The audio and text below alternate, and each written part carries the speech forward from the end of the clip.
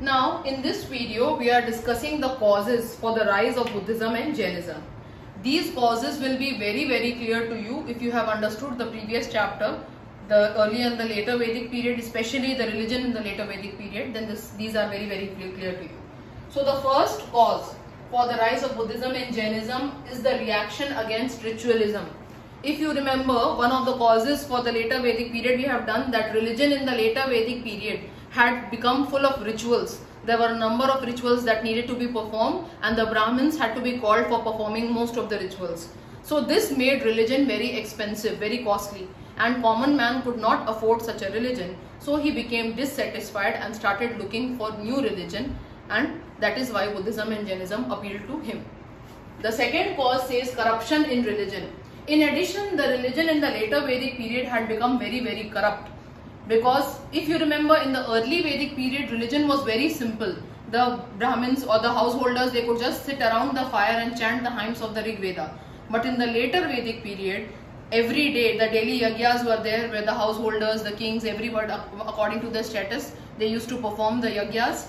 In addition, Brahmins were called, who introduced many new doctrines. So because of all of this, there was a lot of corruption in the religion, and the common people did not like such a complicated religion.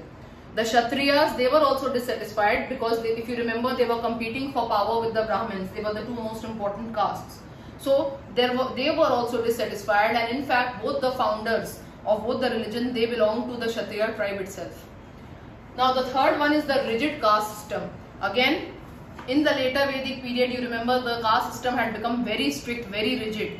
The Brahman, Kshatriya, Vaishya and Shudra, they became separate castes. It became hereditary. Movement from one caste to another was next to impossible. Inter-caste marriages, inter-caste dinings, they were not allowed. And the Shudras, they were treated very badly. They were not allowed to enter public places.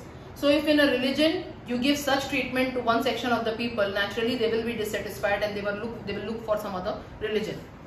The fourth one was difficult language. When we are talking about difficult language, most of the Vedic texts, as you know, they were written in the Sanskrit language.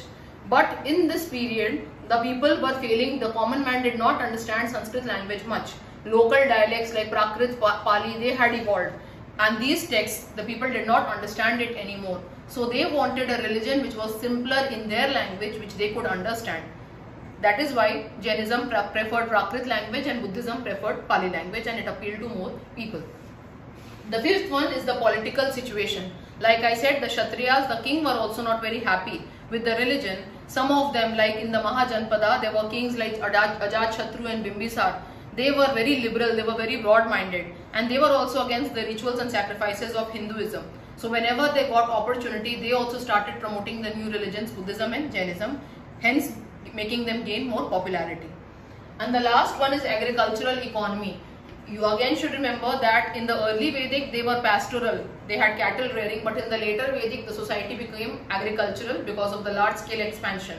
So when agriculture became their main profession, because they had to plow over large fields of land, they started using ox. They had to use vast fertile soils of the Ganga, Yamuna, Doab. So since they were using animals for such purposes, they were against animal sacrifices. So again, the complexity of the later Vedic period religion did not appeal to them, and they did not want to sacrifice animals. So they were also dissatisfied and they looked for new religion. So these are basically the causes for the rise of Buddhism and Jainism, and it is a very important question for 4 marks which comes in the exam, first term exam. So please pay very careful attention. Just a quick revision. First is reaction against ritualism. Religion became expensive, common man could not afford it. Corruption in religion. So this because of the new practices and so many innovations made by the Brahmins, the common person could not perform and he was dissatisfied.